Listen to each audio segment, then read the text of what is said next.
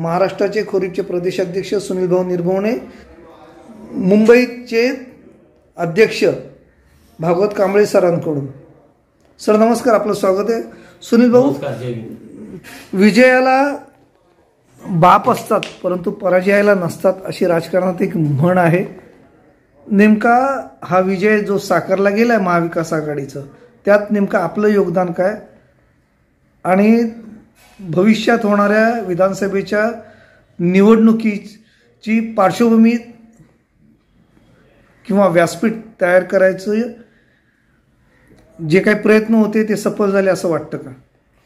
धन्यवाद मराठीजी. पहिली गोष्ट आपल्याला सांगू इच्छितो की आम्ही महाविकास आघाडी किंवा इंडिया आघाडीला जो पाठिंबा देण्याचा निर्णय घेतला तो आमच्या पक्षामध्ये पक्षाचे राष्ट्रीय अध्यक्ष आदरणीय माजी आमदार उपेंद्रजी शिंदे साहेब आणि पक्षाच्या सर्व केंद्रीय कार्यकारिणी राज्य कार्यकारिणीच्या पदाधिकाऱ्यांच्या सोबत 2-3 चर्चा झाल्या बैठकांमध्ये. आणि त्या 2-3 बैठकांमध्ये आमची भूमिका ही ठरली की देशाचं संविधान धोक्यात आहे, देशाची लोकशाही धोक्यात आहे. अशा वेळेला जी इंडिया आघाडी गठबंधन जे तयार झालं, या इंडिया आघाडीच्या सोबत राहावं ही भूमिका आमच्या पक्षाने घेतली. आणि तीच भूमिका घेऊन आम्ही ह्या निवडणुकीच्या निमित्ताने महाविकास आघाडीला पाठिंबा दिला. महाविकास आघाडीचा प्रचार आम्ही संपूर्ण महाराष्ट्रात केला. अगदी चंद्रपूर, गडचिरोली, भंडारा, वर्धा, नागपूर, तुमचं रामटेक, अमरावती, अकोला, तिकडे बुलढाणा, त्याच्यानंतर हिंगोली, परभणी, नांदेड, लातूर, बीड,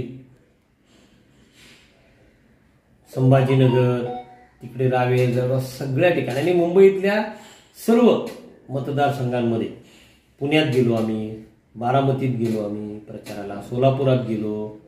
ज्या ज्या ठिकाणी आम्हाला शक्य होतं त्या त्या ठिकाणी आम्ही गेलो.